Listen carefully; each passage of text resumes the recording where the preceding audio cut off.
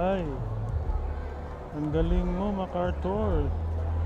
Shoutout sa'yo.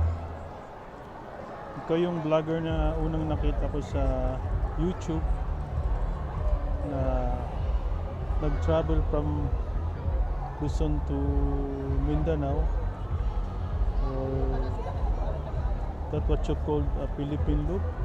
Napakalayo nun. Lakas ng resistensya mo. Believe ako sa'yo, hang ako sa'yo, ng determinasyon mo. Hope you're okay when you're good health. Mag-loop ka ulit. Try mo sa Visayas, Cebu. I-explore mo doon. Sana ma-experience mo din yung lugar na yon. Salamat sa'yo.